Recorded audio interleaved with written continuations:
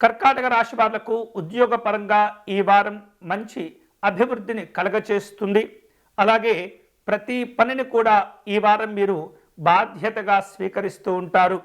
అన్ని రకాల విలువలను గౌరవాలను ఇవ్వటం ద్వారా మిమ్మల్ని మీరు ఉన్నత స్థానంలో ఉంచుకోగలుగుతారు. అలాగే ముఖ్యమైనటువంటి ఏవైతే మీరు చేపట్టిన పనులు ఉంటాయో ఆ పనులు వాయిదా పడకుండా జాగ్రత్తలు తీసుకుంటూ ఉండాలి.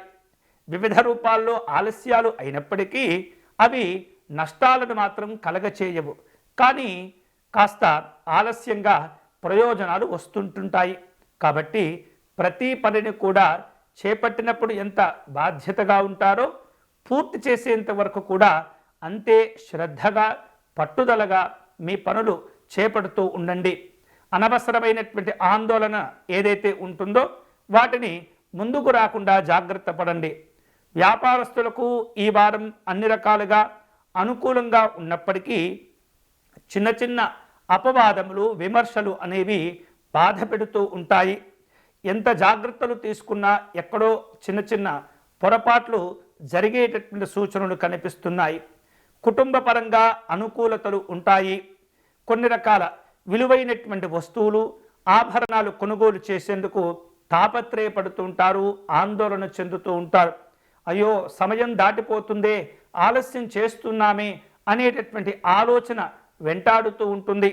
తద్వారా ఆ విలువైనటువంటి వస్తువులు కొనుగోలు చేసేందుకు అప్పులు కూడా చేసేటటువంటి ప్రయత్నం చేస్తుంటారు. రియల్ ఎస్టేట్ రంగంలో ఉన్నటువంటి వారు కావచ్చు, సినిమా రంగంలో ఉన్నటువంటి వారు కావచ్చు, వివిధ రూపాల్లో విమర్శలు ఇబ్బందులు ఎదుర్కొనేటటువంటి పరిస్థితి కనిపిస్తుంది. స్త్రీలు ఈ వారం అన్ని రకాల జాగ్రత్తలు తీసుకుంటూ ఉండాలి. కుటుంబ పరంగా, ఉద్యోగపరంగా, వ్యాపార పరంగా జాగ్రత్తలు తీసుకోవాల్సినటువంటి వారము.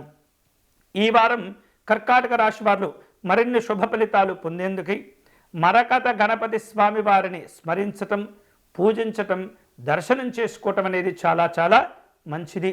వీలైతే కనుక గరికను సేకరించి గణపతి స్వామి వారికి అర్చన నిర్వహించండి.